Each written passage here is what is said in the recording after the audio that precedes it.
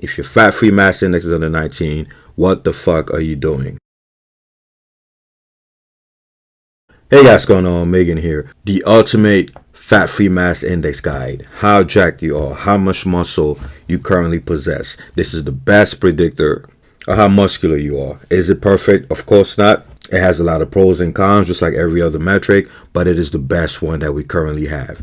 I don't care how obese you are, how dense your bones are, how tall you are, how short you are. Most of the time, your FFMI is going to give us an accurate estimation of how much muscle mass you currently carry, right? You're not going to land in this territory just because you have dense bones or you're obese. That's not how it works, right? But anyway, pause this video, make sure you calculate your actual FFMI, use this body fat percentage chart as a guide because most people underestimate the actual body fat percentage. Most people who are 15% think they are 10%. Most people who are 20% think they're 15%, right? So use this body fat chart to guess your body fat percentage. Go to any fat-free mass index calculator online, find out what your number is. I don't care if it's normalized or adjusted, the difference is not that big anyway. And then return to this video. All right, let's start with number one. If you are under 19, if your fat-free mass index is under 19, what the fuck are you doing, guys? You should not be under 19, and I'm gonna explain why soon, right? That is Ffmi territory. Unless you are sick, unless you're coming back from an extended period of bed rest, whatever, your fat-free mass index, for somebody whose goal is to maximize muscle growth, that is, should not be under 19. Keep in mind, this is for people who are trying to maximize muscle growth. Not everybody's obsessed with muscle growth, right? So this video is strictly for bodybuilders or people who love maximizing muscle growth. Next, if your FFMI is between 19 or 22, yeah, you're the average Joe, right? That's about the average regardless of your race, right? Obviously Asians, the average for Asians is around 19, and then it goes whites and Hispanics and obviously blacks. The average for blacks about 21 point something. I'll put it up on the screen, right? So I just rounded it up. I factored in the standard deviation, so that gives you a range of about 19 to 22. So if your fat-free mass index falls between this range, you know, you're just as jacked as the average person, right? So nothing too impressive, unless you're on the high end without even training. Then yeah, that's pretty impressive. But keep in mind, you know, if you watch my race videos, you know, you shouldn't be surprised why the range is 19 to 22 based on your ethnic group. On average, once again, there's always outliers. You also have to factor in the fact that blacks are also more obese on average and also carry more muscle on average, whereas Asians are more lean on average and also less obese on average, right? So don't get all butthurt. Next, if your FFMI is between 22 and 23, you swole, right? So that's where my FFMI was back when I was obsessed with having a six-pack. You know, that's all I cared about, and I sacrificed a lot of muscle to reach that. But if you're between 22 and 23, then, you know, you're better than the average person. That's all it is. You're better than the average person. You work out, you lift weights. If you are between 23 and 24, you are very swole, right? So this is athlete next territory. Keep in mind, the leaner you are, you know, obviously the more impressive your FFMI is, because the leaner you are, chances are you also have to sacrifice a lot of muscle. Whereas when you're bulking, of course you're gonna have a higher FFMI because you also have more lean mass when you bulk.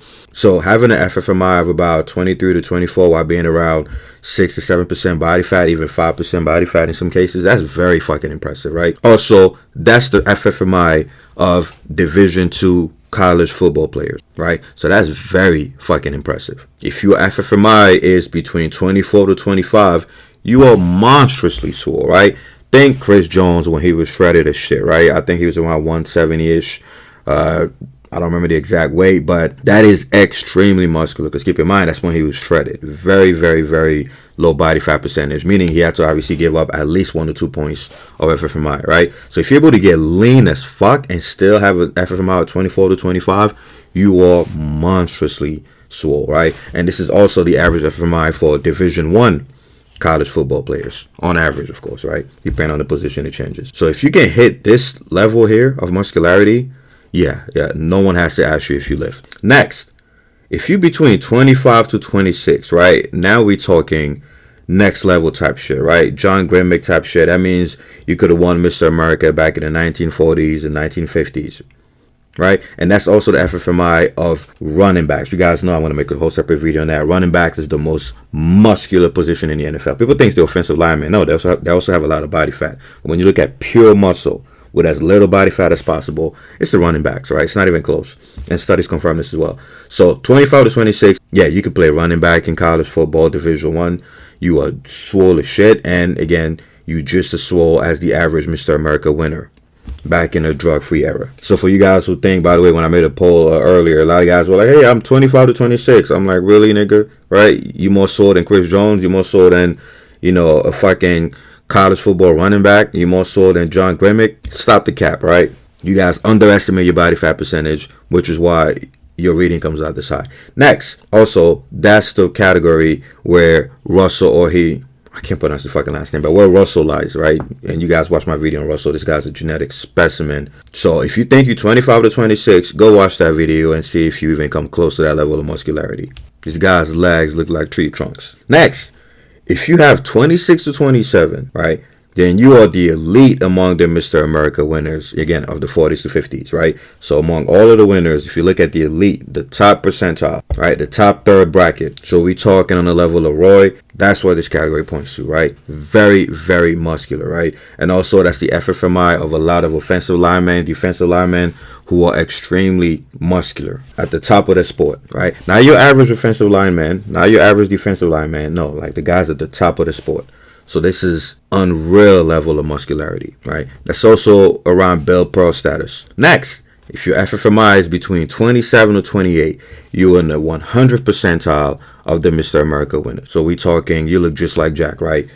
One of the most muscular guys of his era. As far as football goes, you're in the NFL, right? If you 27 to 28, you have enough muscle to play not just in Division I football, but to play in the NFL at the top of your game as a running back, lineman, you name it, right? These are the genetic elites. And no, that's not the Natty limit, right? Some guys can hit 27 to 28 naturally. It's just they're very, very, very fucking rare, right? Because guys were hitting 27 to 28 back in the 40s and 50s, right before steroids were really popular, right? And they were not even an accurate representation of maximum human potential at the time. So it's possible to hit 27, 28, but boy, you better have some great genetics, and you're gonna have to train for years, right? Bodybuilding was gonna have to literally be your life. Next, if you think your FFMI is 28 to 30, you in Arnold territory. That's literally the fat-free mass index of Arnold at its peak, right? So I don't want to see none of you motherfuckers in the comment section talking about, oh, my FFMI is 28. No, it's not, motherfucker. It's not, right? Unless you're on Arnold status at its peak, you are not between 28 and 30, right? Arnold was only about 28 on average. Next, if you're between 30 to 35, now we're talking Lee Haney, Kevin Levrone territory. Obviously, Lee Haney is on the low side, Kevin Levrone is on the high side, right? So this is IFBB professional. You are bigger than Arnold, more muscular than Arnold at his peak, even at 5% body fat, right? So none, I repeat, none of you motherfuckers are between 30 to 35. So stop the cap. Stop it. Please stop it. I can't stand every time I do a poll and I see a lot of you lying motherfuckers claiming to be 30 to 35. And I'm damn sure Kevin Levrone and Lee Haney are not watching my videos, right? So why are you guys voting or commenting that your FFMI is this high? You cannot hit this level of muscularity unless you're on every drug under the sun. Remember, guys, Arnold hit 28, and he was on Dianabol, he was on Primobolan, and obviously he was on testosterone, in addition to having amazing genetics. So 30 to 35, that's insanely high. In fact, Phil Heath is around 35 to 36. Last but not least, if your FFMI is between 35 to 40, Harambe be praised, you are a mass monster. That's where the mass monsters are. These are the 0.000001% of the population. That's the Ronnie Coleman's, that's the Dorian Yates, that's the Big Ramy, Rolly Winkler, right? In fact, the highest FFMI out of every single bodybuilder who stepped on the Olympus stage belongs to Rolly Winkler, right? He has an FFMI of like 44 or some shit. Muscular as shit, right? Dorian Yates is around the low end of this range, and obviously Ronnie Coleman, Big Ramy around the high range, right? So that's the official fat-free mass index guide.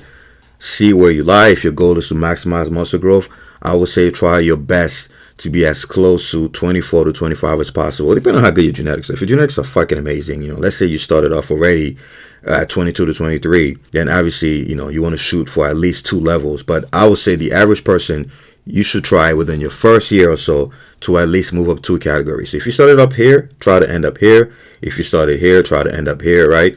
And obviously if you started, I don't think anybody starts here, but if you did start here, try to end here, right? So depending on where you started, try to step up at least 2 levels. But anyway, guys, I'm going to make a lot more videos on fat-free mass index because there's so much confusion about it. It's such a simple concept. If you have any questions about it, comment below. You want me to make tier lists about it, comment below. And again, don't forget to join the Reddit. All right, I'm out of here.